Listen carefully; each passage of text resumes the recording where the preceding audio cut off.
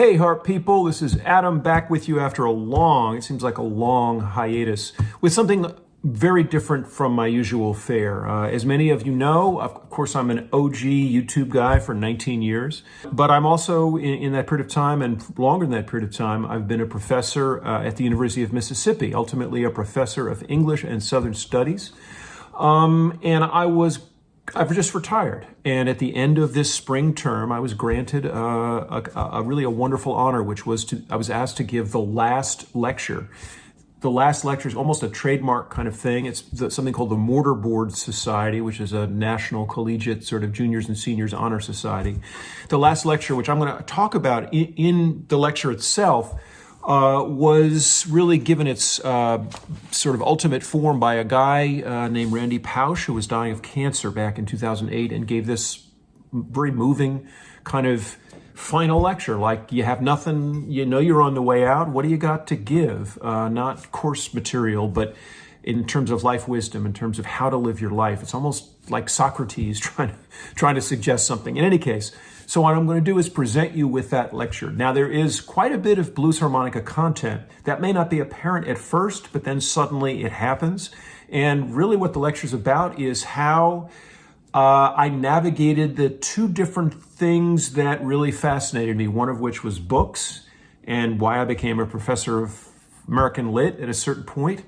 After fleeing from graduate school and becoming a street musician. So it's really about how I finally managed to put those two pieces of my life together. I think there's something here for you. If you've journeyed any portion of the journey that I've taken on YouTube with me, then this should intrigue you. It'll make clear why, for example, I occasionally use sesquipedalian words like sesquipedalian, right?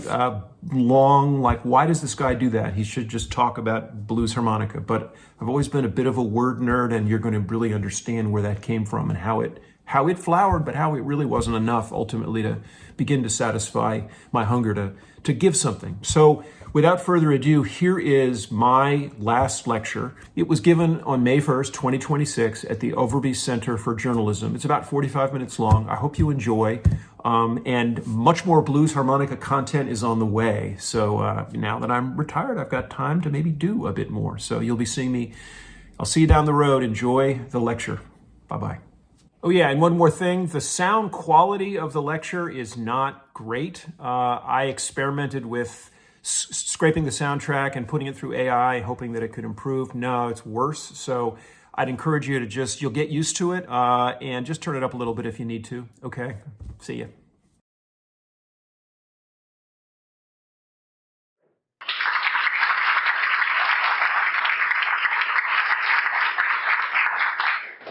Before I get rolling, I'd like to clarify for those who may not know what the last lecture is and where it originated. The most famous last lecture, I'll make sure I've got the right slide going. The model of the form was delivered in 2007 by Randy Pausch, a professor of computer science at Carnegie Mellon, who'd recently been diagnosed with pancreatic cancer at the age of 46 and given only a few months to live. Pausch delivered his lecture titled Really Achieving Your Childhood Dreams to 400 students, academic peers, and community members. His talk became such a sensation on YouTube that it's still there. I encourage you to go and find it. That it led to a 2008 book, The Last Lecture, a #1 New York Times bestseller, translated into 48 languages. The notes I've collected, a mashup of Mortar Board guidelines and what was available on the web, offer useful pointers for someone sitting down to write such a lecture. Rather than academic subject matter, reads one note, last lectures focus on what matters most, such as advice on life, career, and personal values. Another note reads, speakers are asked to consider their legacy and what final thoughts they would want to impart to students.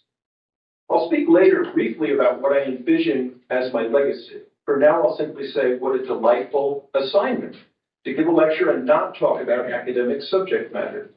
As a blues scholar, I could rattle on happily enough about the Crossroads in Clarksdale and how bluesman Robert Johnson didn't actually sell his soul to the devil there. I've always enjoyed professing my specialty. But if you ask my son, Sean, who's right over there, he'll tell you that what Dad really enjoys is dispensing little chestnuts of life advice, especially warnings about the hovering presence of disaster. Please wear a bike helmet. I've called out in vain many times. Adjust your side mirrors before you start driving. Nobody actually listens to Dad's guidance, but I keep trying. And now, for once, you're all listening. Yet here, mulling over this magnificent charge, all I can think of is the portly figure of Sergeant Schultz from the long-ago TV sitcom Hogan's Heroes, which was set at a prisoner of war camp, believe it or not, young people, in Nazi Germany. We probably wouldn't get that show made these days. When the fiercely monocled commander, Colonel Klink, would shout, "Schultz!" after the pesky American POWs had pulled off one more disruptive escapade, Schultz, the camp guard, would snap to attention and say, "I know nothing, Herr Commandant, nothing." Confronted with so many eager faces, I feel a little like Schultz. Personal wisdom, final thoughts. All I've got is the life I've lived. Curious, probably curiouser than you know, topsy-turvy life before I ended up on this campus, and the lessons that I've struggled to draw from it. One of those lessons is the title of this lecture, Give the Circle Time to Close. It's a phrase I used early on when I was thinking about the lecture and asked my wife, Sherry. She said, well, yeah, that actually could be a title. So peer review is a good thing. The meaning of that little chestnut, Give the Circle Time to Close, will become clear as I sketch my life story for you. But here's a quick take, one intended especially for graduating seniors on a Realize That advisory. Some of the visuals used in this talk were generated by ChatGPT. Each of you is many things, not one thing. Yes, you've got your departmental major, maybe a double major. You've also got extracurricular activities, both university administered and off the books. And you've got a spiritual life, many of you, church, synagogue, mosque, yoga. You may know right now or think you know right now what your career path will be, or you may, like me in the spring of my own senior year, have given very little thought to your career path. Believe me when I tell you, you don't really know what the future holds. You don't know how all the moving parts of your life will reshuffle over the next year, 5 years, 10 years, 25 years. And that's okay. It almost certainly will take much longer than you think to assemble the jigsaw pieces of your life into something that looks like the picture on the puzzle box. But of course, there is no box for the puzzle that is your life. They put you in that box at the very end when they write your obituary. All you've got right now are those puzzle pieces sifting through your hands and the passion with which you arrange and rearrange them on the table. If you follow your passion, if you honor your own complexity, two things may happen.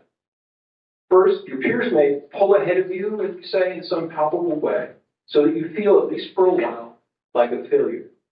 That happened to me. Second, if you live your life from your heart, you may find that some new puzzle pieces have suddenly clattered onto the table. How are they supposed to fit into the half-completed puzzle that you've been working on? You won't know. You can't know. Dreams take time to sort themselves out and even longer to materialize in the world.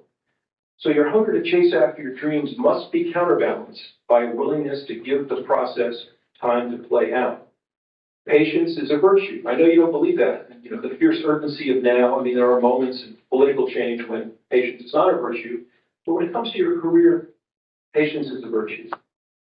One last advisory before we dive in. I'm aiming this last lecture at two very different audiences, and they're here and they're there. One audience is my friends, colleagues, and other older members of the LOU community. In what follows, you'll learn many things that you didn't know about me and my past. My second audience is every single undergrad in this room.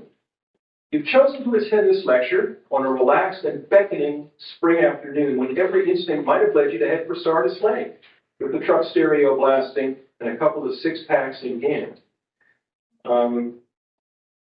As an undergraduate in the late 1970s, I would not have attended this lecture on the final day of class.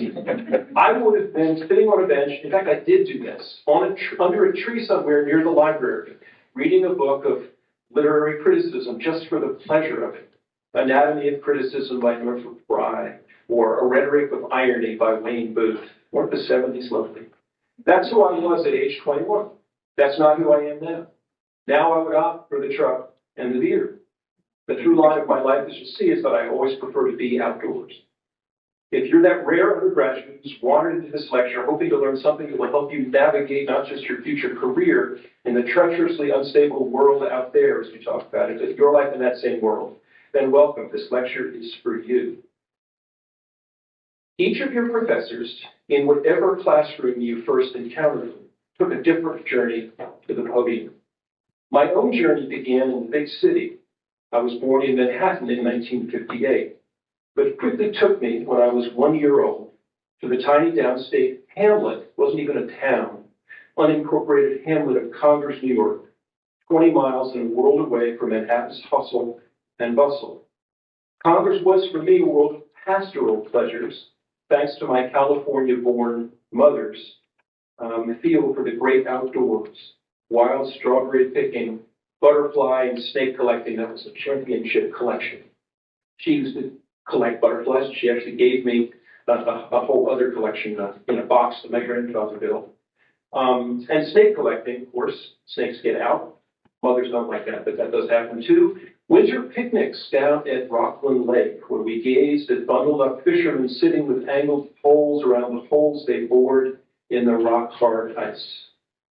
My younger brother and I kept bantam hens in a little backyard coop, collecting the small brown eggs for Mom to scramble and fry.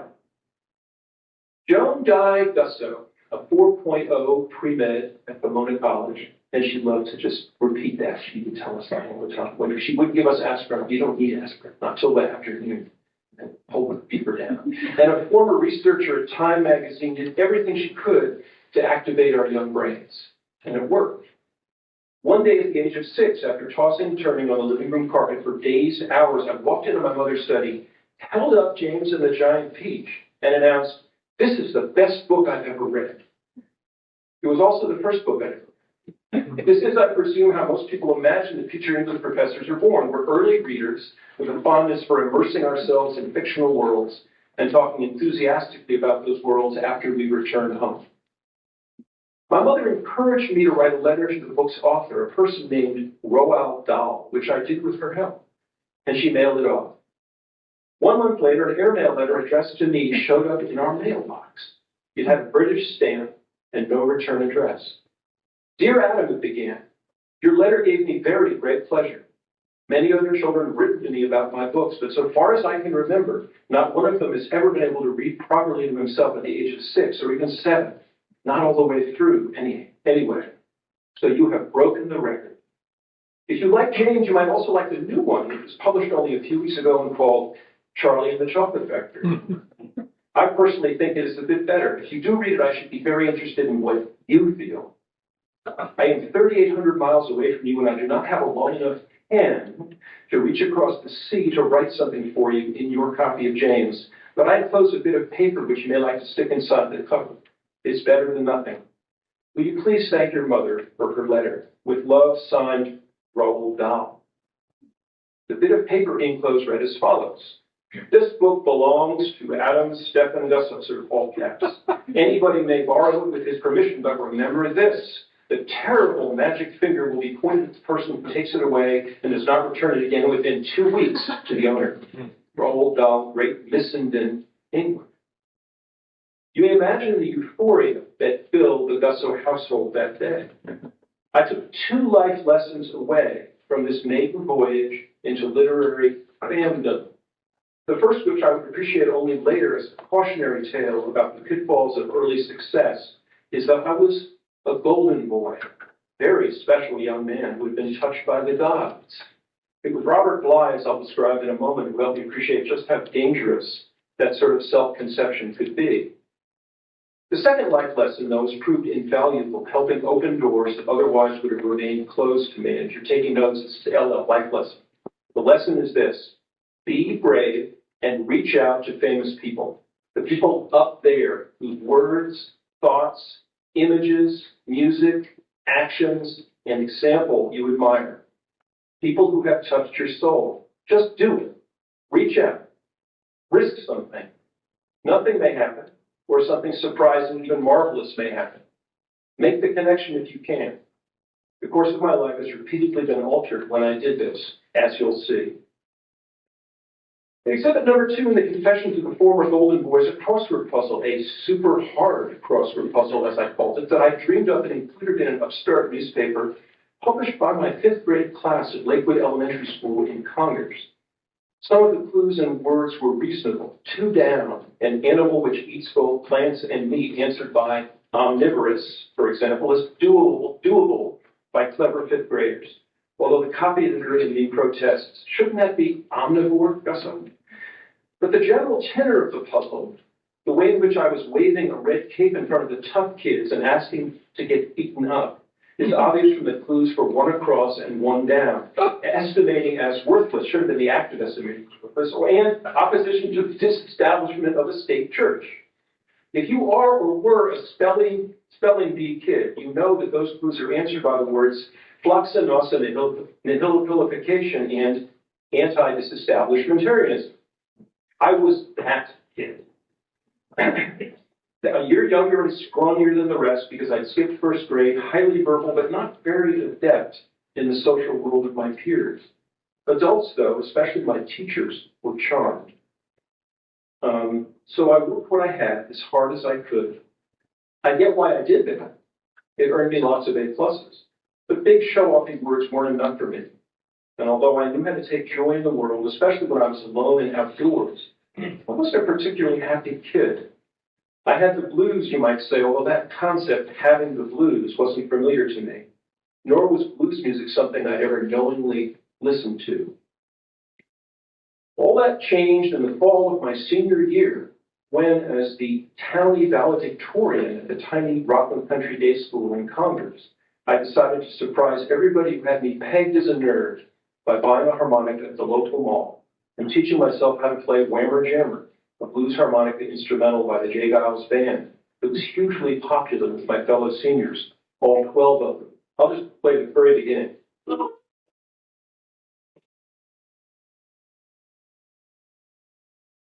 All you get.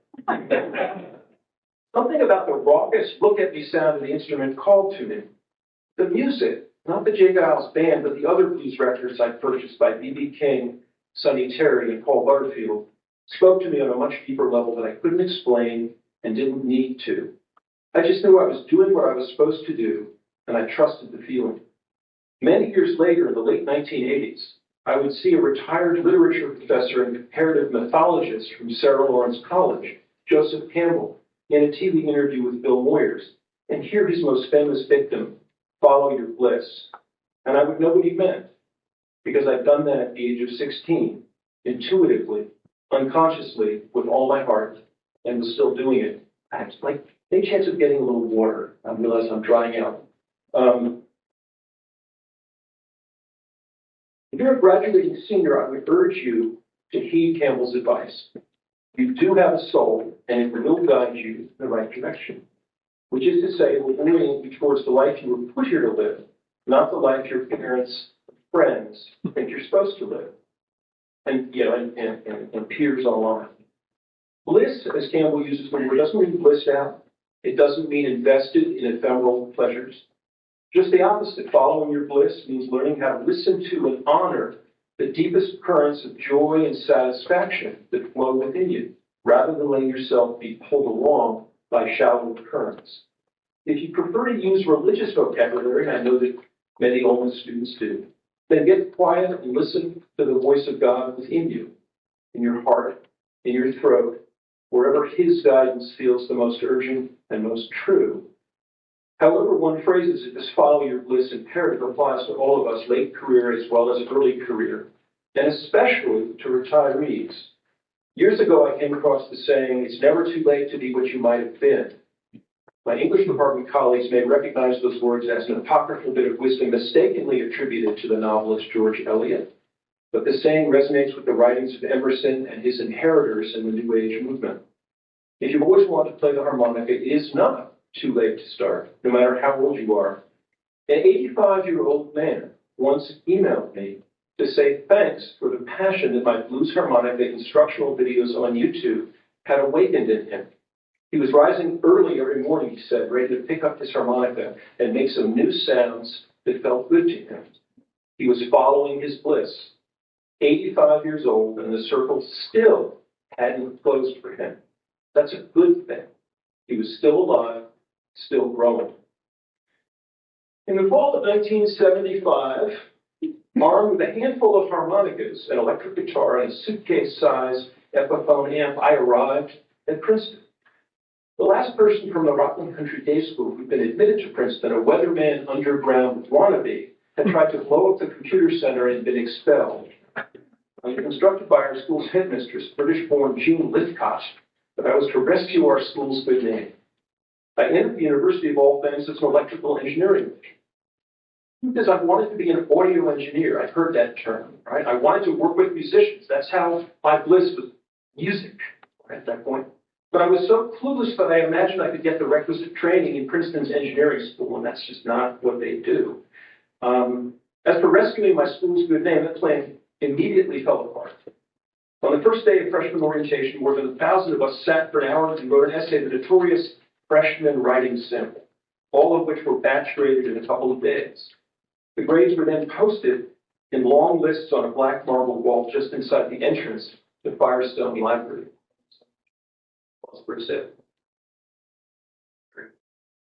The top 10% of students were exempted from taking freshman literature courses. The middle 80% were required to take either Lit 131, Modern European Literature, or Lit 141, Modern American Literature. The bottom 10% were required to take Lit 151, colloquially known around campus as remedial writing. The golden boy, the Conger's kid, was placed in Lit 151. Incredulous, I dashed off a letter to the dean of students. Right to the people up there. He responded overnight, short note on official Princeton letterhead. The only sentence I can remember, and it burned itself in, was, "In your case, I'm afraid there's been no mistake." How much for reaching out? My 151 section met in a basement room in Pausch Hall, the English department building. My classmates were mostly recruited athletes and foreign-born science students. I walked in with a chip on my shoulder so massive, I'm surprised it didn't knock me down. Our instructor, Mr. Davidow, had a vaguely gloomy, depressive affect, and writing the speech, I thought, he didn't want to be there either. He's thinking Princeton literature, remedial writing. I got a D on my first paper. I stared at the grade. I'd never seen a D before. I'd never seen a C. I hadn't seen many low Bs. I got a D on paper number 2. And the following week on paper number 3. At this point, Trevor, the hockey recruit from Ottawa, and Ahmed, the chemical engineer from Ankara, were getting B+. When I got a 4th D in a row, astonished and despairing, I was forced to confront the statistical certainty that I was the absolute worst writer at Princeton. I had that much engineering math, I guess. Just the lowest, smelliest sort of freshman slime. All this negativity was great for my blues playing. I was blowing the hell out of my harps back at the dorm, but it was an inauspicious academic debut, one that splintered the puzzle pieces and tossed them around the room. I'm sharing the story in the hope that those of you who are undergrads will never again look quite the same way at your English professors or any of your professors. Many of us have had far longer, more winding journeys than you imagine. Perilous journeys full of unexpected, sometimes brutal challenges. In my own case, I managed to right the ship in Lit 151 by typing rather than handwriting my remaining papers. I think you probably said that on paper number 1 and number 2. Finally, I really read the comments, not the grade. Mr. Davidow slowly warmed to me. I got a C+, a B+, and 4 A's to finish out the term. Davidow gave me an A and told me I should consider majoring in English. I would later flunk linear algebra, leave the engineering school, and do as Mr. Davidow suggested. James Averill, the professor who taught me how to write about literature, was a Wordsworth scholar who came to Princeton with a PhD from Cornell after teaching high school for half a decade. He later left academia for a career with a wealth management firm. That's what he's doing right now, after getting an MBA from Columbia. All you have to do, he told me, is write one sentence at a time. Make it as clear and true as you can, then write the next sentence. Now, I hadn't read Hemingway at that point, but I think it's probably coming from Hemingway, and it's great advice. Then write the next sentence. He made literary criticism seem accessible, not remote. The life lesson here is obvious. Find a mentor, someone whose wisdom and good intentions you can trust, and do your best to honor their teachings. We can't take the journey alone. Parts of the journey we must take alone, of course, but we also need guides, especially in moments of transition. Jim Averill was that guide for me. By the time I graduated in 1979, I had transformed myself into a budding young scholar, a magna cum laude English major, driven partly by a desire to vaporize all remaining traces of Lit 151 from my bloodstream, but mostly by a genuine love of literature. I had indeed followed my bliss, but there was a complication. I had two blisses, not one. My other mistress was music, not just blues harmonica, but blues guitar flavored with jazz and funk. I managed to hook up in sophomore year with a top campus band. Although less proficient and experienced than my bandmates, I practiced hard enough and developed rapidly enough to hold my own. Thrilled to be playing gigs at the same snooty Prospect Street eating clubs, like the Princeton equivalent of the Frats, but nobody sleeps there, that wouldn't think of having me as a member. And here, in the tension between two very different callings, literary study and music with a beat, I first began to sense how challenging it might be to find an appropriate career path. Where did I fit in? What place could I possibly make for myself that would honor all of who I was, not just half of who I was? When I hit the books, my guitar stared mournfully at me from the dorm room bed. When I grabbed the guitar and ran scales, my stomach gnawed because I was shortchanging my studies. I know that some of you are struggling with versions of this song. The puzzle pieces just don't fit together. Your parents want you to pick a career, which is to say to close the circle and move ahead with your life. But closing the circle feels like closing the door on part of your heart. I know how you feel, so I'll repeat myself, and not for the last time, give the circle time to close. Some good things can't be rushed. If you caught up with me at age 26, 5 years after graduating from college, you'd find an ambitious and accomplished young man of a certain sort, a literary man, you might call him, somebody destined for a career as an English professor or editor of the New York Times Book Review. My musical dreams had vanished. The guitar and harmonicas had been put away. After a gap year chasing my girlfriend out to Berkeley and 2 years as an editorial assistant with the Viking Press, I had entered the PhD program in English at Columbia. My mentor was Ann Douglas. And in my spare time, I transformed myself into a freelance literary journalist, writing $50 a pop short reviews for Saturday Review and longer pieces for the Boston Review, the Village Voice, the Georgia Review. I reached out to famous literary men, remember that first principle, the Roald Dahl principle? And amazingly, they responded. I had chicken salad sandwiches and coffee with literary critic Irving Howe at a luncheonette on Madison Avenue, and intimidated by his plain white button-down shirt, why asked shyly about the glory days of partisan review. I had an ongoing correspondence with Malcolm Cowling, editor of the Portable Faulkner, and chronicler of the Lost Generation, probing his editorial relationship with Jack Kerouac, and delighting in our mutual disdain for the New Criterion, a well-financed and aggressively reactionary new journal, edited by former New York Times art critic Hilton Kramer. I visited psychologist Robert J. Lifton. He's the one who actually, his reputation was based on interviewing survivors of Hiroshima, in his apartment down in Chelsea, seeking his guidance in the matter of nuclear numbing. Since I, like many people I knew, had been rendered despairing by Jonathan Schell's 1982 anti-nuclear bestseller, The Fate of the Earth. I sensed that I'd been anointed, the golden boy once again carrying forward the torch of the New York literary intellectual. My future was visible on the horizon. And then everything fell apart. My girlfriend of 5 years, also a PhD candidate at Columbia, left me for a fellow grad student, and I went completely off the rails. I dropped out of grad school with a vengeance, swearing that I would never return. I lost all interest in becoming a literary man, whatever the hell that fatuous phrase meant. I continued to read, but for myself now, feverishly, trying to understand where I'd gone wrong. Ralph Ellison's Invisible Man, George Orwell's Down and Out in Paris and London, James Baldwin's Another Country, Joseph Campbell's The Hero with a Thousand Faces. I walked the streets of Manhattan late at night, haunted by the sudden emptiness of a large apartment my love and I had shared. The queen-size bed was mine now, not ours. I had no home. All I had were my harmonicas and the welter of feelings that drove me to wail through them. rage, shock, desolation, disillusionment, everything pervaded by the fear of nuclear annihilation that I had barely kept in check over the past several years, and that now jumped down on me, chilling me to the bone.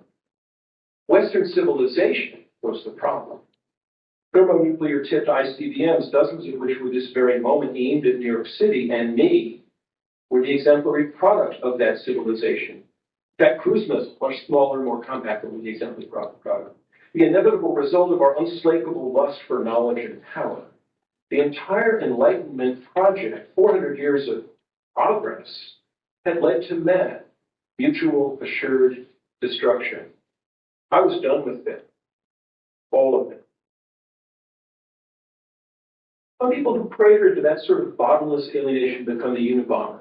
They join ISIS and declare jihad. I guess they show up these days at the White House Correspondents' Dinner.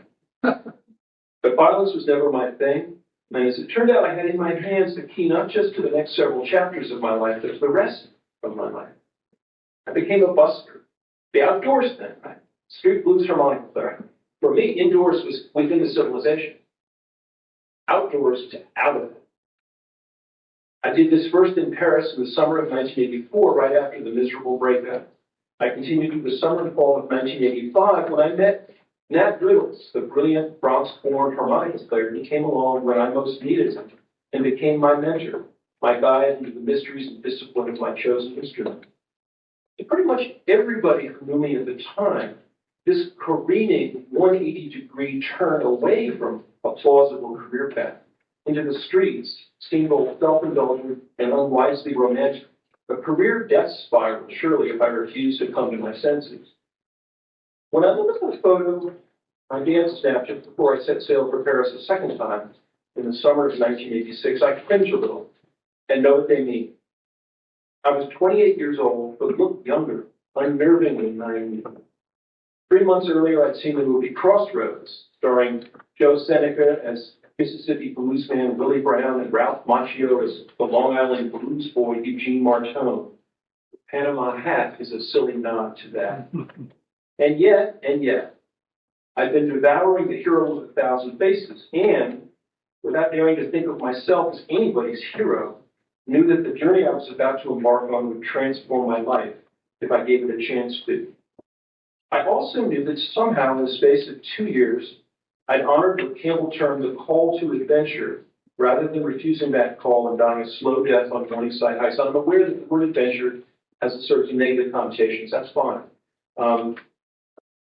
Doing something, getting on the road, finding a path.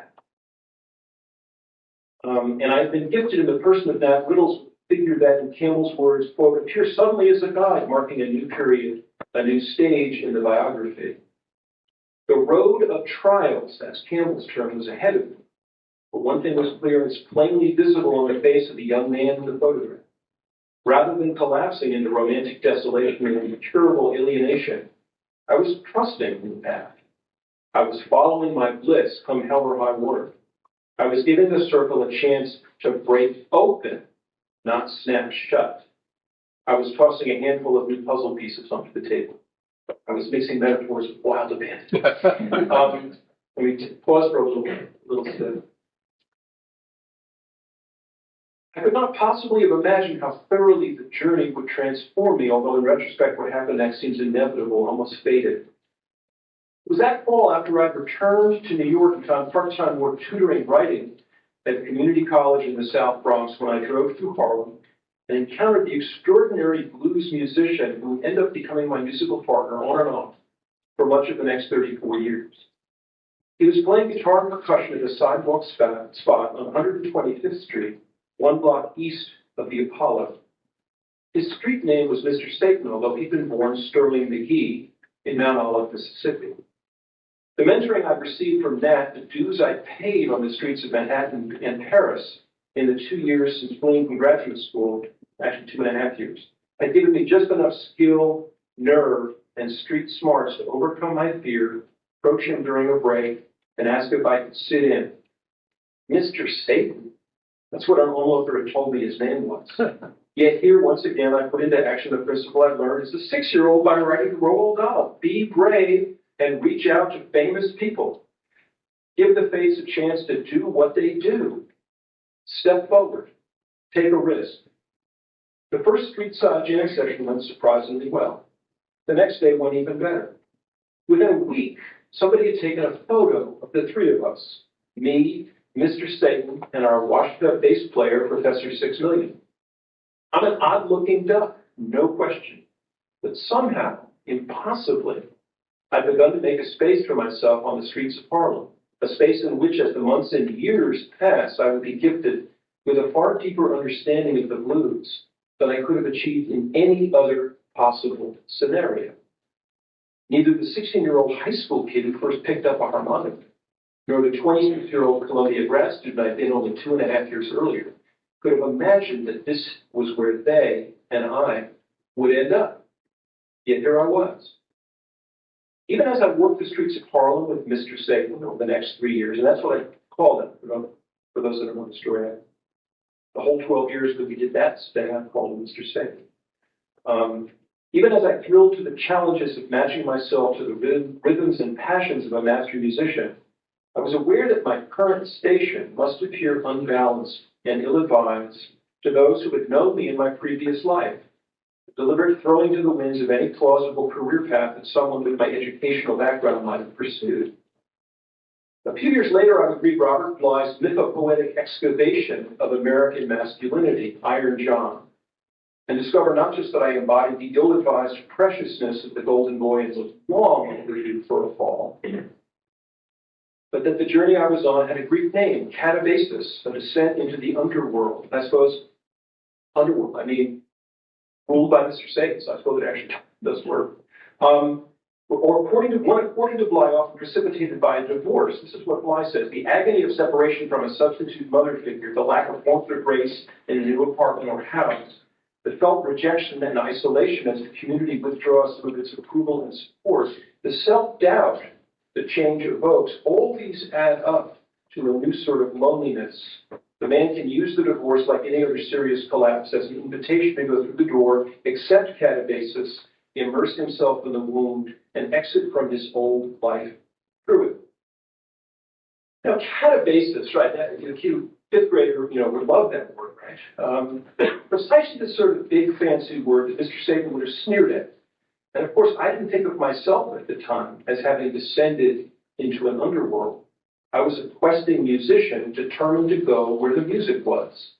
And Streetside Harlem was an extraordinarily diverse and dynamic enterprise zone, a world apart from Columbia's stodgy old Butler Library. It had rough edges, to be sure. I was challenged a few times, not often. I was threatened precisely once, 2 weeks after Spike Lee's Do the Right Thing came out. But mostly I was welcomed, especially by older Southern-born men who told me stories about the brilliance of young Sterling McGee, and, when I played well, shouted me on. A sojourner within Mr. Satan's domain, I surrendered whatever cultural power I might once have had, delighted that my blues master had taken me on as his apprentice, and determined to make myself worthy of the best gig a blues harmonica player could ever have. I'm going to play this clip, 60 seconds. Here's a slice of life from 1989.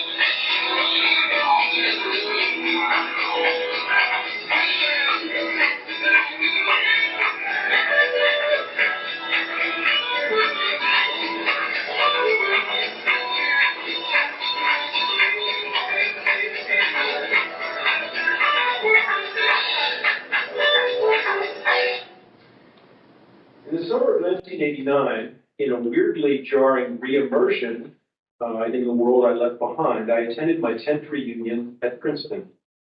As I began to mingle with my classmates, I became aware of just how skewed my life seemed to those who weren't living it. Sure, I've done 2 3-month tours with a traveling Broadway show, like harmonica with the pit band at Big River. That at least was a credit. But Mr. Satan, busking in Harlem? My classmates were generous. Nobody ever made fun of me. They indulged my eccentricity. But I had absolutely nothing to show for the time I put in, apart from the knowledge of how much I'd grown as a musician and what an extraordinary education in the blues I had attained. I struggled not to feel like a loser. There's one in every class, I suddenly realized. His failure to onboard in conventional career terms makes everybody else feel just a little bit better about the choices they've made. I was that guy. As it turned out, my career with Mr. Satan was about to explode. Within 2 years, as the duo Satan and Adam, we would have a debut album, a rave review in Rolling Stone, and major management flying us to the UK as an opening act for Bo Diddley. 5 years later, playing a raft of major festivals and hundreds of club gigs in the US and overseas, we'd make the cover of Living Blues magazine. None of those things would have happened if we hadn't honed our sound on the streets. Nor would they have happened if I beat a premature retreat from those same streets. There's a lesson here again for you graduating seniors. And for graduate students too, I don't know if there's any grad students here, there are a couple actually,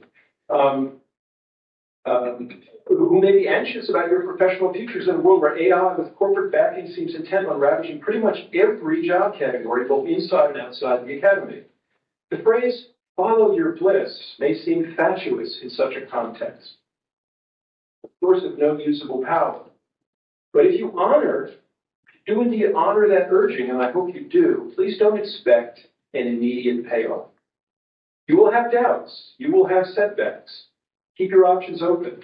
Be willing to think daringly rather than playing it safe. Continue to inventory your soul. As you do so, ask me whether you are on the right path. Don't ask ChatGPT. Ask your soul. Do not ask ChatGPT. Of course, you should value your brains. If you're sitting in this audience, they've served you well. But don't make the mistake of over-identifying with them. Give the fullness of who you are a chance to speak and flourish. Give the circle time to close. Several weeks ago, as I began collecting notes for this lecture, I came across a letter that I'd written to my parents in the fall of 1993 after submitting my application for the English PhD program at Princeton.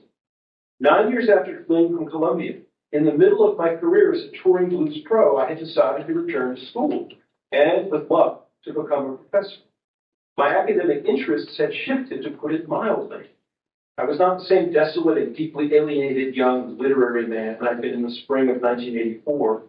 My parents, I should note, always supported my unconventional career path, perhaps because their own career paths had been unconventional. When queried by her concerned friends about my Harlem street gig, my mother used to say, "Oh, Adam was too uptight as a grad student. He was always talking about footnotes. Playing with Mr. Satan loosened him up." Quote unquote. And she's right, it did. Well, footnotes, but with a whole different attitude. The letter I wrote to my parents summed up the transformation I'd undergone and offered me a roadmap for the years that followed. And it's a long quote, I want to read it. I was surprised when I found it. Thanks to Mom for saving the letters that I wrote. As your parents should save the emails, right, when you're thinking stuff through. I didn't really know I felt this way, I told them, until I sat down at my typewriter and tried to figure out why I was excited once again about the prospect of thinking and learning. It turns out that 100 years from now, university Americanists will be talking about Edgar Allan Poe and Robert Johnson, or Muddy Waters and Saul Bellow, as though it's obvious how equally each has contributed to the ongoing American dialogue about sin and redemption, madness, restlessness, young Goodman Brown, and Hellhound on My Trail. My perspective on American creative genius has been permanently altered by working with Mr. Satan. He's evolved a technique of sufficient complexity and range, and is driven by a spirit of sufficient largeness and force to express as much of the American experience, whatever that is, as Richard Wright ever did. I've achieved a solid journeyman's level of rhythmic literacy at his side. What can or should this mean in terms of the way I participate in the other culture of books, abstract concepts, dialectical argument? America has always been schizophrenic, settled by British Christians, people of the book, with the help of imported African slaves, who happened to bring with them an alternative way of conceptualizing art, selfhood, society, religious feeling, and the relation of each of those areas to the human body. What Europe, Japan, and the rest of the world love most about America is our music. Blues, jazz, country, rock and roll, all of which are animated by the truly explosive energy given off when European harmony and instrumentation collides with African blue notes and rhythms. Music is the American experiment. Blues, when it turns to nightmare, and I have to think that through. That's not really true, because it's not a nightmare. I figured that out when I went to grad school. Jazz, when all is romance and possibility. Country, when your 18-wheeler is gobbling up the open road. Rock and roll for the beer party you'll have when you get there, wherever there is. Each is a mix of freedom, a white settler's concept, and necessity, the black slave condition. Again, rock and roll has very little necessity, which is why I've never liked it. That was me then. Here I suggest you begin to glimpse the sort of life that may swim into view if, rather than prematurely closing the circle, you give it time to expand, opening outward into a greatly enlarged field of action and ideas. The busking thing wasn't a mistake, turns out. It wasn't a foolhardy errand into the wilderness. It was the journey I had to make in order to return home with what Joseph Campbell calls boons, something of value that would benefit my community. In the 24 years I've spent here at the University of Mississippi, I've tried as both a scholar and teacher to work out the implications and the errors within the vision I shared with my parents back in 1993 and developed in 6 years as a doctoral candidate.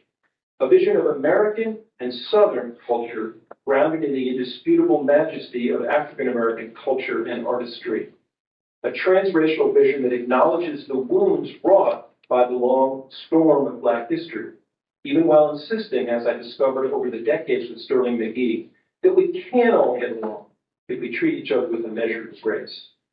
I've been gifted with the chance to write a handful of monographs and memoirs that make a case for these things. Early in my career here, Living Blues editor Scott Beretta and I put on a trio of annual Blues Today symposia, one of which brought B.B. King to campus, and another of which gave Mr. Satan and me a chance to do our thing. I'm particularly proud of the conversations we created across different precincts of the blues community. I want to see if I can do this. I blow this up. Yeah, take a look at what we had.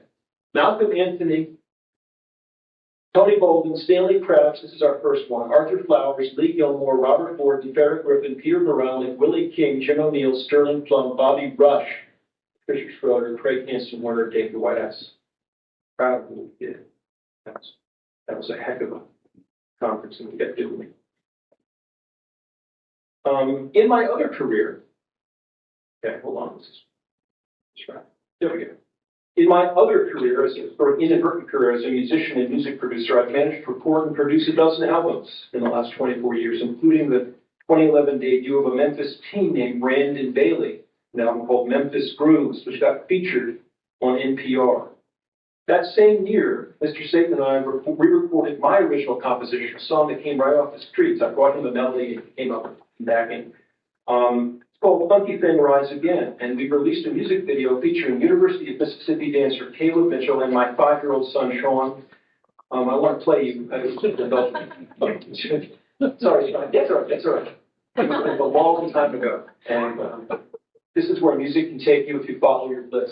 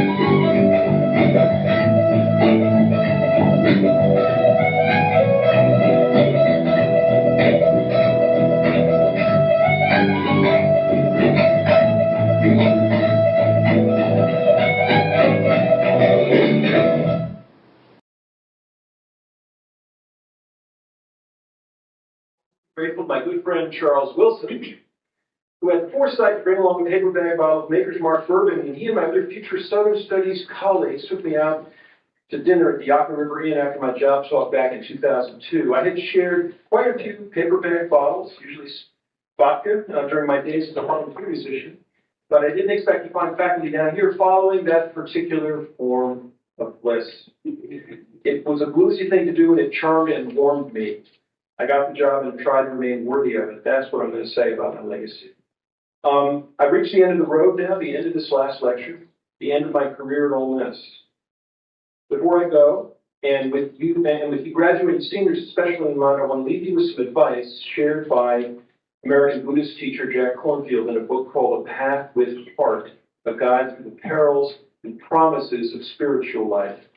And here I need to make a confession. Back in 2000, a couple of years before showing up in Oxford, I ended up in the hospital with a mild heart attack.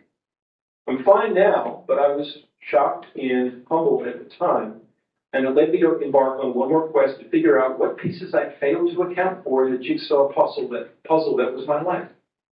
Always a reader then and now, I found myself haunting the New Age/spirituality corner of every bookstore I visited, and not surprisingly, books with the word heart kept calling to me.